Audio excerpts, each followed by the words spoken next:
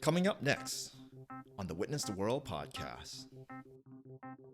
Your health is your wealth. It's possible to live a disease-free life because what we've been told is that when you age, you need to be sick. And that's what I was thinking. Until I was 46, I thought that, if I'm sick, it's normal. But now I'm 53, all these diseases are gone. So you don't have to be sick if you age. It's just the way you eat, because what people need really to understand is that we become what we eat. If you eat bad stuff, that's what you're going to get. You cannot put some bad stuff in your body and expect good stuff. It's not possible. That's what people need to understand. The Witness the World podcast represents the personal views of the host and guests at the time of recording. These views may change over time. The content here is for informational and entertainment purposes only. Any content here should not be construed as financial, medical, or any other type of professional advice. Please consult with a qualified practitioner should you require any professional advice.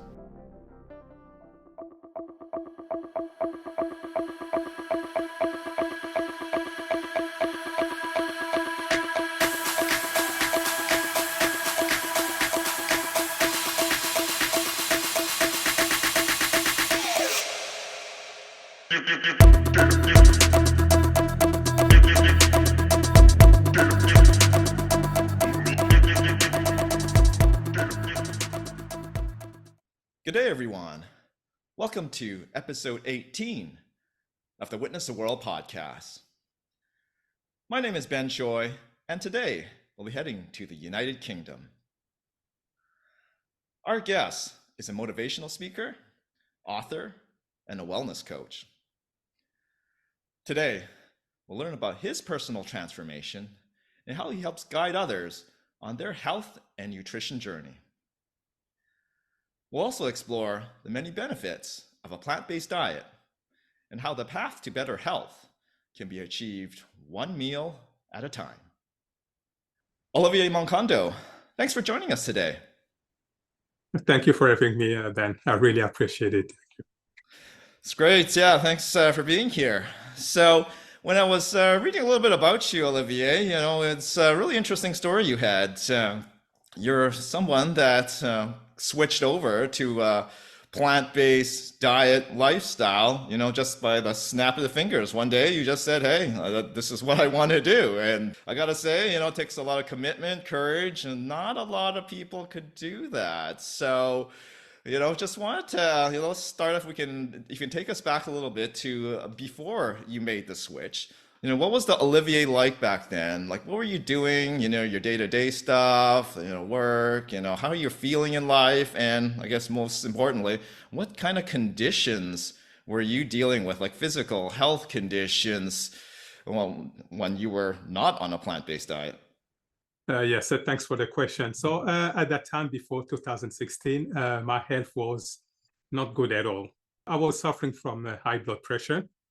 And people should know that 50% of heart attack and stroke are created by blood pressure. You can have kidney failures, you can have heart failures, you can have problem with your sight, and all these are created by high blood pressure. And I was suffering from that. And I even remember I spent a day and a half in a hospital because my blood pressure went to the roof. I had headaches every day or every other day. So in fact, I had to have some painkillers in my wallet all the time. So wherever I was, I had to have some painkillers with me. I was having some dandruffs as well. So for example, if I will comb my hair, you will see dandruffs all over the place. I was suffering from chest pain as well, back pain. And I even remember there was a time where I had to spend a week at home. I couldn't go to work because my back was killing me. And I had abscesses every single week. And I also have joint pain and heartburn as well. So for example, if I will, most of the time when I was eating some stuff, I would have some heartburn, and especially when it was beans. And because of my bad eating habits, because I was eating, for example, at midnight, I will have my bottle of Coca-Cola, I will have some biscuits, some cakes and stuff like that. So every 2 to 3 months, I had to see the dentist. And at that time, my weight was 220 pounds. So it was not very good. My BMI was 32. And if your BMI is over 30, you are classed as obese. So basically, I was obese. Because of that, I was always tired, always tired. And for example, I remember on the day that I had to go to work, I was dragging myself out of bed. Or when I was off work, I would sleep until 1 p.m. in the afternoon. It was really, really bad. And I had no energy. And I even remember where I used to work. I was working in an optical lab, and it was in the basement. So I had to climb the stairs all the time. And all the time I was out of breath. And I even remember that even to tie up my shoes, it was very difficult because I had a very big belly. And sometimes I would ask my kids to do that for me. Just because of that, life was not very good. And I even remember when I was young, I used to play tennis, and I wanted to play tennis again, but it was not possible because as my lack of energy and stuff like that. So at some point, I went to see the doctor, and he told me that I had high blood pressure, and I should be on medication for the rest of my life. But I don't know at that time, even though I didn't know what I know now, but if I find it very odd to be on medication for the rest of my life. And I said, no, I don't want that. And he said, so what are you going to do then? And I said, okay, I'm just going to do some martial arts, and I joined a karate club just in the hope that my blood pressure will go. But there was no change even after that. So because I refused all the medication, so what I was doing now, I was just buying the medication over the counter myself. And just when I was feeling bad, for example, like I said, I used to buy lots of painkillers. For example, for my heartburn, I had some medication that I was using and stuff like that. Or for my dandruff, I was using a shampoo. And I remember I've used that for 16 years. Sometimes my back was killing me. I would use some Chinese vapor rub. And so basically, that's how my health was before 2016. So in a nutshell, that's how it was. I see. So you sought out, obviously, medical help as most people would, and you try to incorporate some physical fitness with the Yeah. exercise routine. But then I guess it got to the point where you were just addressing symptoms and not the root issues. So obviously it came to a breaking point because you weren't making enough headway. So just wondering, yeah, so what led you, like, what was the epiphany moment for you, like that, to find out that, to try this plant-based diet? Something you talked to somebody? Did you read up on something? Just wondering, what was the thing that kind of spurred you on to this new lifestyle? Yeah, so it was just, I didn't even think about it. It just happened randomly because even though I was overweight, but I'm originally from Africa, and back over there, being obese or big, it's not a problem. I've never seen someone complaining because they were too big or stuff like that. And usually, back home, it means that when you are big, it means that you've got a status, you are rich and stuff like that. So for me, it was not a problem, never been a problem to be fat. But because I was not feeling well, one day I was just watching a program on YouTube, and there was an Indian yogi who suggested that by stopping eating animal product, it was possible to reverse 70% of the chronic diseases. And because at that time, like I said, I was suffering from high blood pressure, I had massive headaches, I had joint pain and all that. I said to myself, okay, I'm not losing anything. I've tried the medical system. There's no change. Let me try that. So it was a certain Wednesday around 7 p.m. that I watched the program. When it finished, I said to my wife, okay, I'm going to stop eating meat. And then on Thursday, I went to work. When I came back, I asked her to cook my last meal of meat. And on Friday, I went cold turkey. I stopped completely with animal product, dairy product, and most of the processed food. The following week, it was very difficult, even though I lost 11 pounds in 1 week. It was very difficult because of the detox symptoms. And that's what people really need to understand, is that when you change your way of eating, and especially if you go cold turkey, you will have lots of detox symptoms.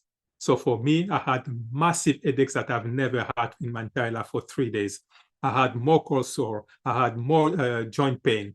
So my situation worsened. And even my wife told me to stop. But I said no, because took the decision I will continue with that. And after a week, all the symptoms disappeared, and I started to feel a lot of energy, a lot of mental clarity, and stuff like that. So I just really wanted people to know that that's how stuff goes, but it's not for everybody.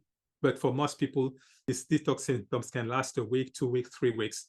But as soon as you go back to your the way you were eating, all these symptoms will disappear because your body was trying to get rid of all these things. And as soon as you go back to your old way of eating, the body will stop that work. Or if you start taking medication, the body will stop that work. So, like I said, my wife told me to stop. I said, no, I'm not going to stop. And after a week, everything was fine. 4 months into my transformation, I went back to see my doctor. And he told me that my blood pressure was completely gone. And he asked me, what have you done? I said, I've changed my way of eating. And basically, he was not even interested in me saying that. And after 9 months, I was able to lose 77 pounds. Since that day, since my transformation, my way of changing, changed my eating habits, I've not been sick a single day for the past 7 years. Nothing has happened to me. And as well, apart from losing all this weight as well, I've been able to slow down my aging process quite dramatically because a lot of people, when they see me, they think that I'm in my late 20s, but I'm actually 53. For example, I remember last year I went to one of the shops here in England called the pan shop, where everything costs £1. I went over there to buy a small knife. And when I arrived at the till, at the checkout, they didn't want to sell me that. And they had to call the manager to authorize the sale because they thought that I was less than 25. So when you are less than 25, the manager needs to authorize the sale. But at that time, I was 52. So basically, that's how I got into plant-based. Wow, that's an amazing journey there, Olivier. Hey, it would be great if I get ID'd all the time. That's, hey, I mean, someone sees you as youthful, which is, hey, that's a great thing to happen. So, lots to unpack there, and it's interesting that your journey started by watching a YouTube video. So perhaps everything has come full circle here. Now we're on YouTube, and perhaps someone Yeah. listening out there may go through a similar journey, and maybe we'll find out more about you later on. So yeah, that's a great story there. So I wanted to ask you, touch on a little bit about what you had an appointment with your doctor, and most doctors, especially the doctors like in Canada and many countries, they're not trained in nutrition. So when they see somebody, going through, major transformation, whether it's weight gain or weight loss, so that such a huge amount in such a rapid fashion, most doctors would think that's not healthy. And generally people will think, oh, wow, and that's not possible, not healthy. And then they get into that kind of impossible kind of mindset, right? But for you, obviously, you made it a reality. And so just to clarify, so you were at about 210, 220 pounds. How tall are you?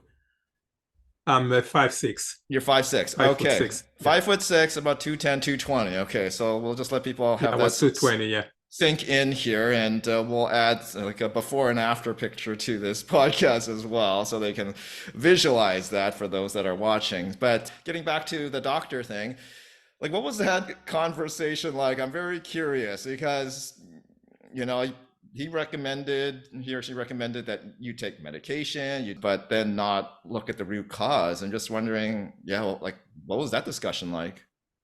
yeah. So when I went over there, they just checked me and stuff like that. At the end, he told me he was really, really surprised because he told me that I would be on medication for the rest of my life. And I told him that I was not going to have any medication. So when I came back, he checked me. He was really surprised. But when I don't know, in his mind, maybe he thought that I went back and maybe took some medication or whatever. And when I told him that it was the diet, I changed my way of eating, I went plant-based, he just looked at me and there was no emotions. He didn't even tell me, oh, that's good, maybe what you're doing. It's like I was talking to someone who didn't even pay attention to what I was saying. So it was cold. he didn't say anything. So, and what I've noticed is that most, like you just said, most medical doctors have not been trained in nutrition. And in fact, I've spoken to some doctors, and they've got 0 hours of nutrition during their medical school. So when you told them that you've been able to reverse your condition with nutrition, for them it's like it doesn't make any sense, and they will not even take that into consideration. And that's why, for example, when you are sick, they never ever tell you that, oh, okay, you need to stop this and that, you need to look into your nutrition, apart from a few doctors, but most of them, they will just tell you to go and take some medication and stuff like that. So that's was the conversation. He was not interested.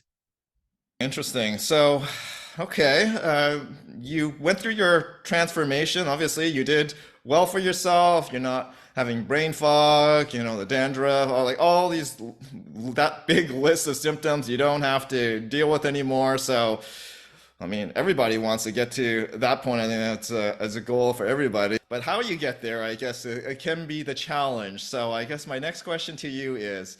It's like, what does your daily eating habits look like? Because here's the challenge, because to get to that better health, people have to, transform themselves, transform the way they eat. And for you, I mean, you sound like you're a pretty disciplined person and you kind of stick with the program. I'm just wondering, do you have any, what you call cheat days? You eat a random treat here and there? Like, how do you eat? Like for parties, like do you eat beforehand and maybe just drink water at parties, and just sort of how much fun or not much fun that you have with your lifestyle? So usually what I eat only twice a day. This is for a start, only twice a day, because I recognize that when we eat, it's a heavy process on the human mechanism. So we spend 80% of our energy digesting food. And that's why I only eat twice a day, at midday and at 7 p.m. Because every time when you have something to eat, your body will produce insulin to do all the processes and stuff. And the more you have insulin in your body, the quicker you're going to age. When you look as well, and why is that? It's because when you're not digesting food, your body will produce an hormone which is called the human growth hormone. And that human growth hormone can only circulate in your blood when insulin is not in your blood. So if you are constantly eating, you're not going to have that human growth hormone in your system. And that's why if you keep eating all the time, too frequently, you will age very quickly. And that's why I eat only twice a day. So usually what I eat is at 12 p.m. I only eat fruit, always eat fruit. So for example, today I had 4 pears and 4 bananas and a little bit of peanuts. And tonight I'm going to have 8 clementine and with a couple of oranges. So that's what I will be eating today.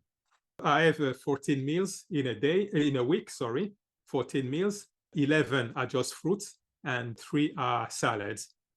So in my salad, I will have some lettuce, some cucumber, some tomatoes and stuff like that. And basically this time of my life, I'm eating 90% raw, and only 2% of my food is cooked food. But this I started on mostly raw 2 years ago. But the first 5 years, I was eating fruit all the time. It was fruit at 12. In the after, maybe at 7, I will have some cooked food and stuff like that. And what I usually do at parties, I don't eat. Mostly I don't eat because when you go to party, usually they will give you the food maybe at 9 p.m. or something like that.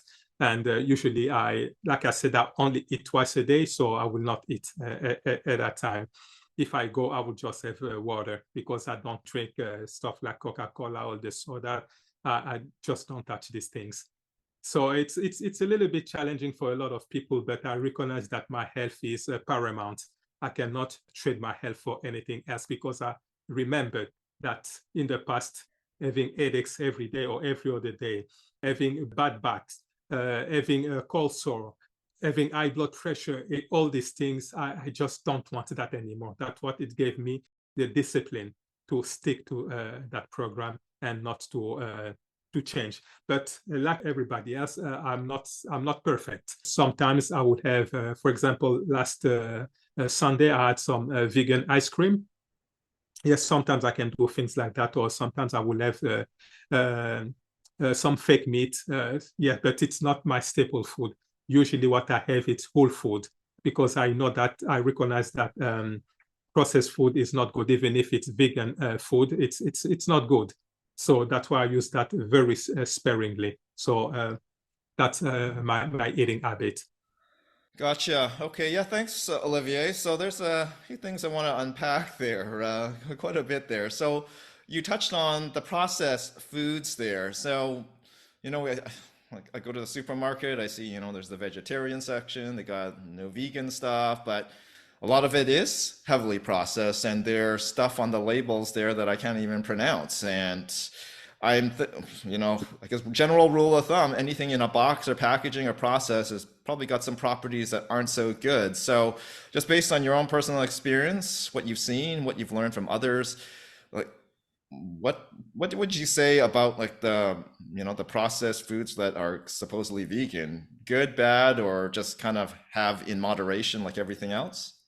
No, no, no. For me, I think everything that is made by by human beings, normally you need to stay away from that. I mean, food, all the food, man-made food, you need to stay away from that because they are not recognized by the body. Even the vegan processed food, they are not recognized by the body because all this processed food, they've got coloring, flavoring, preservative, which are chemical substances not recognized by the body, and they create havoc. So what you have to eat is the food that you can see in nature. That's what we are supposed to eat: fruit, vegetables, legumes, grains, nuts, and seed. That's what we have to eat. But for example, if someone is on a meat-based diet and they want to transition to vegetarian or vegan lifestyle, yes, maybe they can use this processed food as a transitioning food, maybe. So that's what I can tell them. They just use that to transition, but it's not the foods that you have to eat every single day. Because if you do that, you will be sick. And that's why I hear a lot of people say, oh, but this guy is vegan, or this woman, she's vegan, but they are always sick and stuff like that. What people need to understand is that being vegan doesn't mean that you are in good health. It doesn't mean that. Being healthy and being vegan is two separate things. It doesn't mean that, yes, if you don't, you stop eating animal product, yes, in my experience, yes, you will improve your health. But if you leave animal product and you eat mostly processed food, you're going to be sick as well. So you're not making a good change. So what I can say to people is that to have, if they want to have even the vegan processed food, they need to have that not even moderately, very little. So for example, for me, I would say last month, for example, in the it's 30 days, I had vegan ice cream maybe twice. That's all.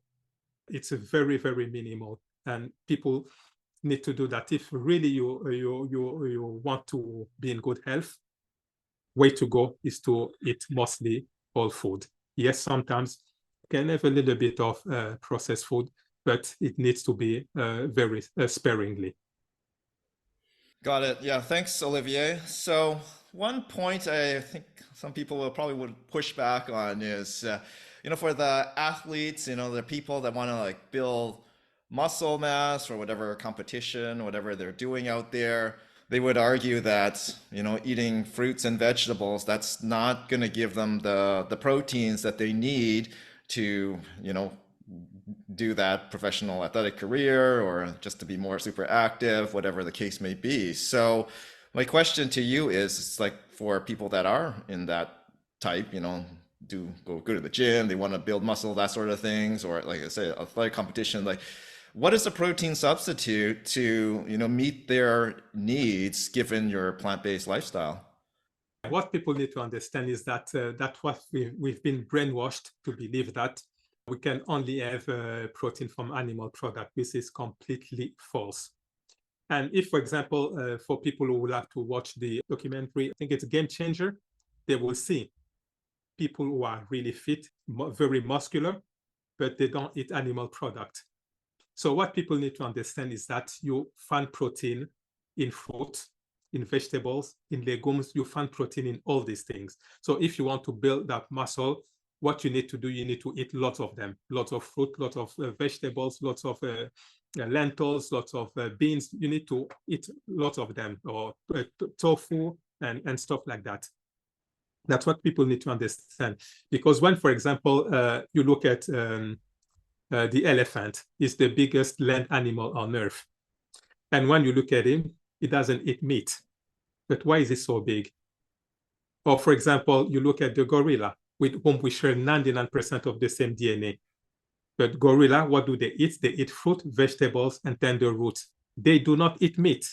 But you can see that the gorilla is very muscular. They are very strong. So where do they get the protein from? They get that from the fruit, the vegetables, and the tender roots that they eat. So as human beings, we can still have all the proteins from all this food, but the only thing is that you need to eat them a lot. And for me, I mean, everyone have to choose what they want in their lives, but for me, I think we are not supposed to be too bulky. This is unnatural, what we're doing. But for people who still want to develop muscles and stuff like that, yes, even on a plant-based nutrition, you can still do that. And like I've just said, they can watch the documentary, Game Changer. They will be able to see that they are muscular people who are on a plant-based nutrition. So you don't need animal product to be muscular. Interesting stuff there, Olivier. So you also touched prior to that answer about like the man-made kind of stuff there. Try to stay away from as much man-made stuff as possible. And I wanted to get your take on things like vitamins, the supplements. There are so many things out there where it's like you can supplement your vegetable intake with like a scoop of powdered stuff. I've tried them, and I think I feel more rejuvenated, but I don't know. At the end of the day, is it a net benefit to me, or should I just get it through natural sources? Maybe that's the best way to do it. So, just wondering, yeah, what is your take on those kind of supplements, and then on the vitamin side? Because depending on what information you read, I mean, people say that the vitamins like they kind of help supplement some of the for the vegetables, fruits and vegetables, that they're not what they used to be as far as rich sources of the vitamins that we need. So yeah, just wondering what your thoughts are on the whole supplements and vitamin side of things. Yeah, personally, I don't take any supplements because I just don't believe in these things. Just because for me, I think that the body is very intelligent and can only recognize stuff that comes from the nature. When it's man-made, for me, it doesn't make any sense anymore. And it's the same for all these supplements, because they will tell you that, okay, for example, they will tell you that you can take these pills because in the fruit and vegetables, they don't have that anymore. But they will tell you at the same time that this supplement has been made from the same fruit or roots or vegetables and stuff like that. So it doesn't make any sense. So if you can make those pills and you take them, you make them from fruit or from carrot or from, I don't know, kale or something like that, why people cannot just eat those fruit, those same kales or the same vegetables that you guys use to make those supplements? So it doesn't make any sense for me. And when you look, for example, at people who live in Scandinavian countries, because they haven't got much sun, so they take a lot of vitamin D. But even when they do some blood test, they will still see that most of them are still vitamin D deficient, although they take lots of supplements. And that's why you will see in those countries the rate of suicide is very high, the rate of alcoholism is very high, and stuff like that. So if those pills or those supplements were working, these people should be fine. For me, I think when someone takes a supplement and it works, for me, it's the mind who play the tricks. It's like the placebo effect. They can because you think that, oh, I'm taking these pills, this supplement, it's going to make me feel good. Effectively, your body, you're going to feel good. It's not because of the supplement, but because of your mind, because the mind is very powerful. So for me, to summarize, I just don't believe in supplement, and for the past 7 years, even before that, I've never taken supplement as such. But for the past 7 years, against those things, I just don't take supplement. And for me, if this same food that they think that they've got no the original nutrient and all that, but how come my health has got better if they didn't have all this supplement, all this nutrient? Why my health has got better? I'm still eating the same food that they say that hasn't got this all this nutrient. So for me, I just don't believe in supplement. Gotcha. Well, the results speak for themselves, I suppose, Olivier.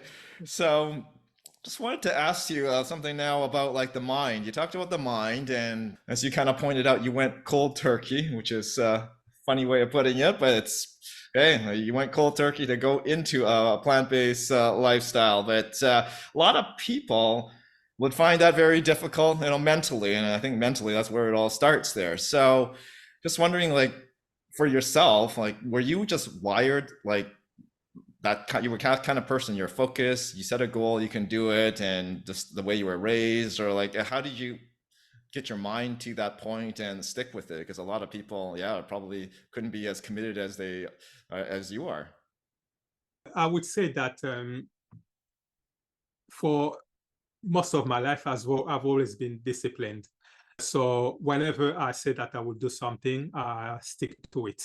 So for the changing to go on a plant-based nutrition, it was not difficult for me.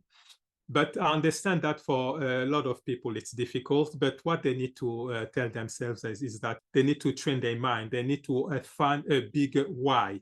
Because if your why is not enough or is not big enough, you're not going to make that change. And for me, for example, the way you've asked me if I have cheat days, I said yes sometimes, but I can never go back to the way I was eating because the way I was feeling before my transformation was really, really bad. And I just don't want to feel that way because now just thinking about being sick is just a past memory because for the past 7 years, I've not been sick a single day.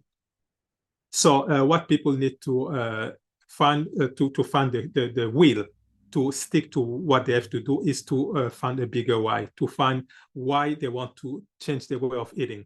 For example, if I was, I don't know, maybe I'm battling with cancer, for me, it would be a big why for me to change and to stick to the new regimen. So people really, really need to understand that the mind is very powerful. And if you start at the beginning of your journey and you start saying that it's difficult, you're not going to be able to do it, then yes, it's going to be difficult and you're not going to be able to make it. Because like I said, I keep saying the mind is very, very powerful. I'll just give you an example. There's a guy who was apparently in good health and he went to see his doctor. And the doctor ran some blood tests and all that. And after maybe a couple of days, the doctor called him and he said, "You need to come back very quickly. We need to discuss on something." And when the guy went back, the doctor told him that he had esophagus cancer, stage 4. So it was final. And the doctor told him that he had to say goodbye to family and friends because he only had 6 months to live. And after 6 months, the guy died, just like the doctor told him. But what is really interesting is that when they did the autopsy, he didn't have any cancer cells. So what killed him is his mind, because the doctor told him that he had cancer, he believed it, and he died after 6 months, just like the doctor told him. So people need to understand that the mind is very, very powerful, and you can put that at your advantage. So if you can find a big why, and you say that, okay, I will be able to do it, I will do it, your mind will find ways to make you do it. But if you're unsure, it's not going to work. I see. That's a very powerful story there, Olivier. So, we're talking about the why. That's a good way of putting it. And everybody has to find their why they're going to do a plant-based, diet or just better diet in general. Just wondering what kind of strategies do you use like for, the people that you work with? Because yeah, there's going to be people that are at varying degrees of commitment level and to try to keep them on that path. Like just wondering, yeah, like what do you say to them? Do you get them to write lists on their fridge and just put down like all the symptoms they've had there? Say, oh, you don't want to go back here. This is what you want. You know how to share the vision of not having to deal with all the symptoms, like a blank list versus a list of all the symptoms. Like, I don't know, like what kind of strategies do you and what approach do you take for the people that you help out? Yeah, for the people that I help out, the first strategy that I use, first of all, is to explain to them how the mind works. They need, first of all, to grasp that and to try to find the bigger why. I'm trying to, for example, let's say someone who is overweight, they're suffering from diabetes, for example.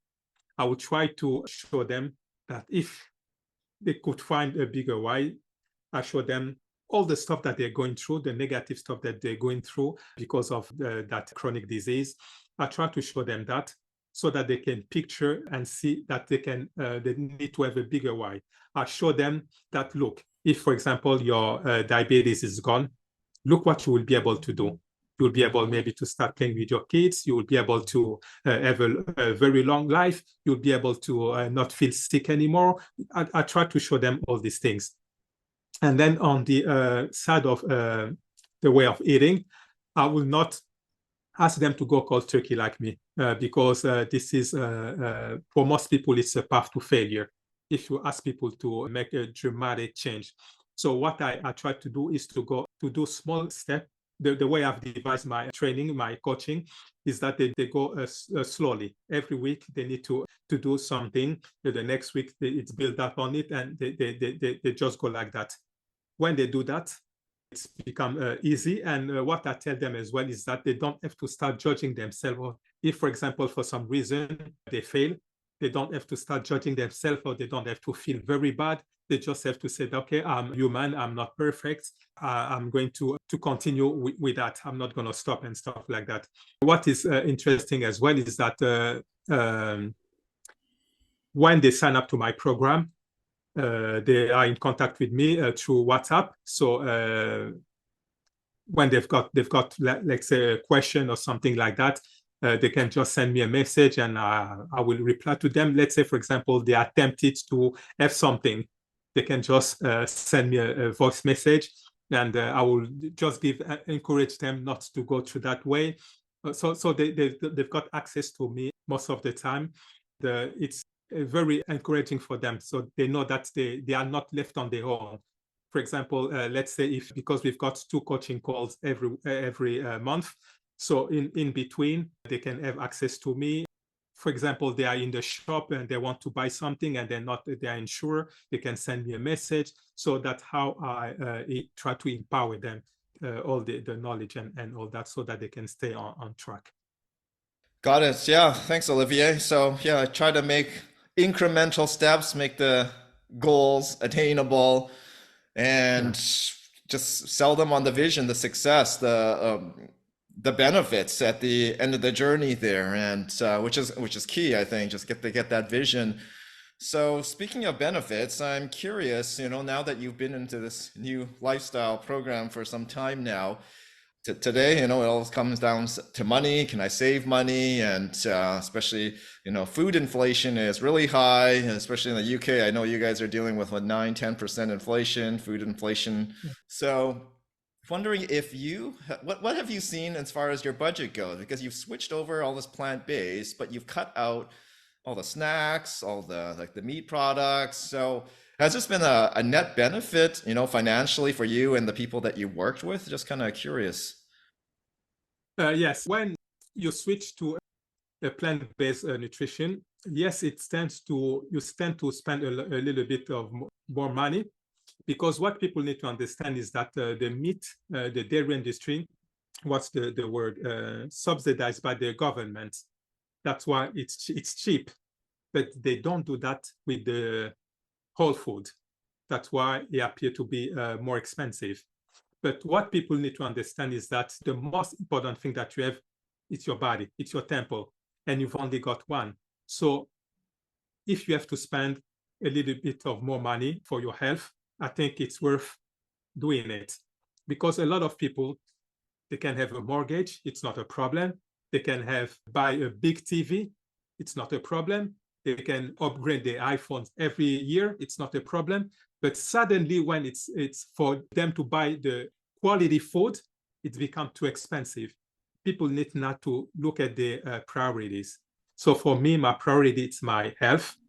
That's why it's an investment in my body, the way I'm eating. I see that as an investment because I've spent a little bit of money, but for example, for the past 7 years, I've not been sick a single day. It's worth spending that money instead of having maybe a nice car or a big house. But if you're in and out of hospital, you're not even going to enjoy all these things. So people need to look at their priorities. And if you do that, I think it's going to be easier for you to manage. And at that time, you see the benefit, and using that money for buying your food, it becomes normal. So I think it's just where people need to put their priorities. I see. Yeah, thanks for that, Olivier. So what I gather is that maybe the net food costs maybe a little bit more expensive, but obviously you can't put a price on great health and feeling good. I think the other part that we have to touch on is like you don't take all these medications a lot. That costs money too. So when people are doing their calculations, seeing what the Yeah. net cost is, maybe add that in, and then the time wasted, going to a hospital visit and all that. So time is money as well. So okay, that's good there. So yeah, thanks for covering all that. I wanted to kind of touch on, I guess, the educational piece there. So obviously you're a practitioner, you've been through this, you can see the benefits for yourself. But let's say people that are out there, listening to you here saying, okay, Olivier, he's got some points there, but I want to fact check, certain things. And I think we would both encourage people to do that for themselves so they can get themselves to that point. And I'm sure you've done a lot of research over the years. You've seen different, studies and read different stuff. From my point of view, there's just all sorts of information out there, that says one thing is good, and you can see other articles that say this thing is not good, and you can find like Yeah. articles about everything. And the way I kind of go about it, I try to look at who is funding this study or this news report. I just try to follow the money to understand what the interests are. And Yeah. sometimes it's really difficult for the everyday person. They don't have time to do this. So I guess my question to you is, like, where do you get your best information? What do you use as your temples of education? And maybe there's some places that you could suggest to our audience, like if they want to do a little more research, these are probably good source materials. Yeah. So exactly the way you say, when people do their research, the first place they will go, it's in Google. They will go to Google, and most of the studies over there, for example, you look at the benefit of dairy products. They will tell you that it's very good. It's going to give you lots of calcium, strong bones, and all that. But when you go down the rabbit hole, you will see that it's the dairy industry where has funded all these studies. So in most of the stuff, it's that way. For me, if people really want to look at good information, personally for me, I think the last place to go is it's Google. For example, now I've got a search engine which is called Brave. Over there, you will have the two sides of the coin. Some study will tell you that, for example, it's good to have dairy product. Some studies will tell you that it's bad. But in Google, mostly you will see that it's good. But for me, the best way to know if something is good or not, it's your own body. It's your own body. It's your own experience. Because for me, no one will tell me that what I'm doing is bad. No one. Even though a lot of people, a lot of doctors, health practitioners, they will tell me that what I'm doing is wrong. I will have some nutritional deficiency and stuff like that. But my body is telling me differently. My body is not telling me that. It's like, for example, I think in 2018, I went to see my doctor. I was already 2 years into my change.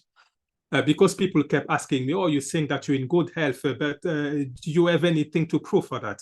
That's why I went to the doctor to have some blood work done. The doctor told me that my potassium level was too high. They told me that it was too high. And for them, it meant that I had a problem with my kidneys. But when people need to understand is that every single day I eat bananas, and bananas are full of potassium. There's not a day where I don't eat bananas. That's why when they look at my blood, it was high. But for them, it meant I had a problem with my kidneys.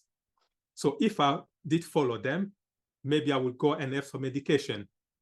But my body was telling me differently. I was not feeling any pain. I was not feeling the discomfort. And it was in 2018, where in 2023, I still don't have any problem with my kidneys.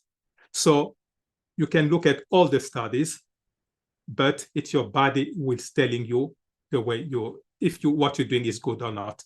It's like, for example, people now, for example, since 2018 up to this day, I just don't do any blood work anymore because I just don't believe in that anymore. If I have a problem, my body will tell me. Your body will tell you. Because people say, oh no, maybe you just wake up and you have a stroke, or you wake up and you have a heart attack. No, your body will give you symptoms. For example, if you've got chronic constipation, that's a symptom.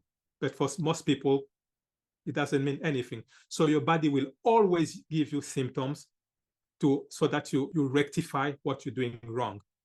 And up to this day, my body is not telling me anything, which means that what I'm doing is right. So the best way to know if what you're doing is right is the way you feel. Because, for example, some people will tell you, okay, I went on a carnivore diet and I feel great now. Okay, no problem. But what these people need to understand is that if you want to get for your health to get better, it's not what you add, it's what you leave out. And usually you will see these people, they will stop with all the processed food. So if you stop with all the processed food and you eat mostly meat, yes, you will see an increase in your health because you've stopped with the processed food. But what these people need to understand is that being in good health, it's not only to lose weight, because people associate weight loss with good health. No, that's wrong. Because I've got a piece of paper here where I will read a definition of what I think a healthy person is. A healthy person has little, if any, body odor. They have no bad breath, no food odor. Their urine and stool do not smell. They sleep soundly. They have no skin rashes or dandruff. They are not depressed or stressed. They rarely, if ever, get colds, flu, heartburn, aches, and pains. Truly, healthy people are full of energy and vitality and never have to take any non-prescription or prescription drugs because they never have any symptoms that would require them to take a drug. And I tick all the boxes. So that's how someone is in good health. So it can be slim, but let's say you take medication, you're not in good health. So that's what people need to understand. It's like, for example, you can see soldiers who are in their 20s. They are very fit. And people will think that, oh, because they are fit, they're in good health. But when they do exam on them, they will see that their arteries are starting to have plaques inside, which means that they are heading to having cardiovascular problems. So people need to really make the difference between being healthy and being slim, or being fit and being healthy. They are two different concepts. Excellent. Thanks for those insights, Olivier. So, I guess a couple of things I got there. You can try the Brave browser just for a different source, which is good. That kind of from what you've seen, like it contrasts, from Google a little bit and maybe DuckDuckGo. Yeah. So, and then the other part is, yeah, being brave, like with yourself, and I guess I don't know if you would call it elimination diet, but you are eliminating, processed foods. Try that for a while, see what the results are, and your body is your best indicator of what things are happening and the symptoms there. So I think those are some really good points there. I wanted to just ask you one more thing on, I guess, a food specific item. Just wondering, what are your thoughts on the organic foods? Like how most people would agree that, organic is better than non-organic, but I guess the challenge I have with this is like, how can you know it's truly organic and how much pesticides do they put on or not put on? Like, do you really know? What have you learned over the years on the organic and not organic debate? And yeah, what are your thoughts on that? First of all, right off the gate, I would say that organic is the best bet.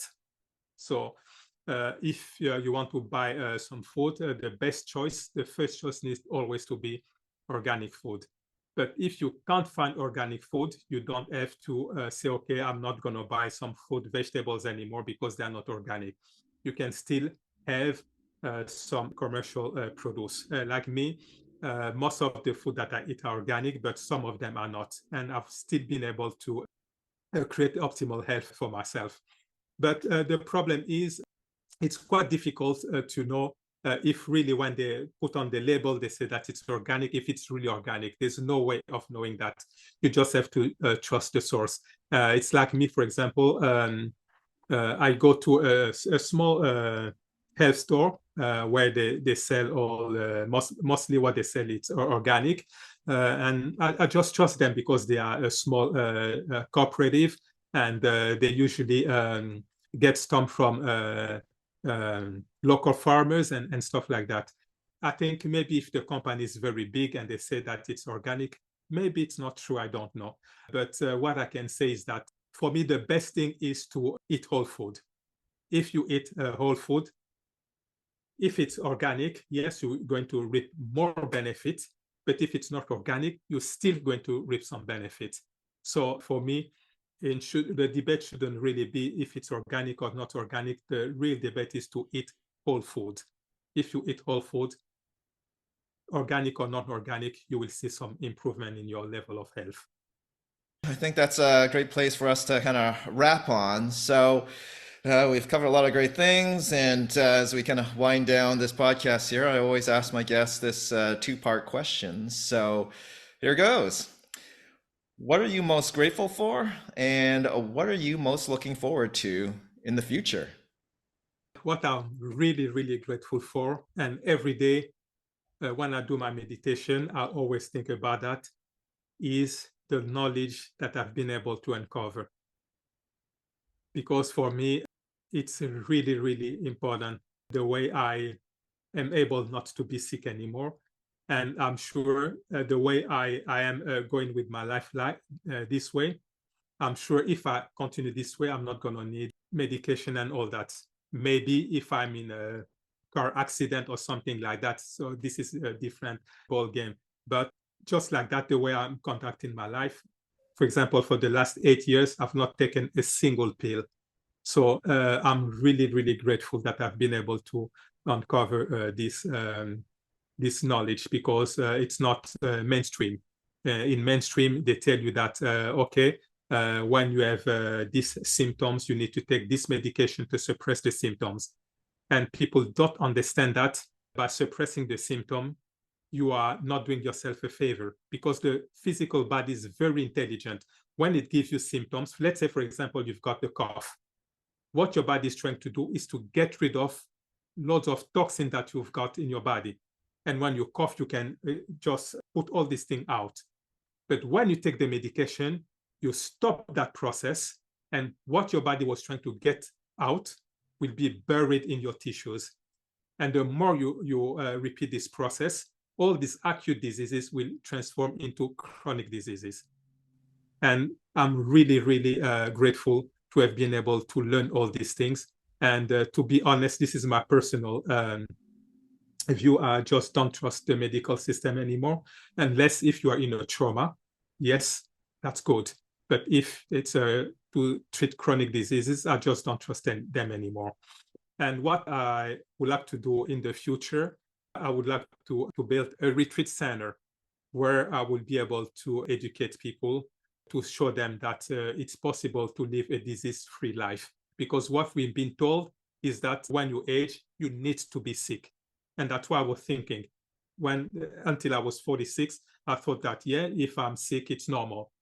But now I'm 53, all these diseases are gone. So you don't have to be sick if you age. It's just the way you eat. Because what people need really to understand is that we become what we eat.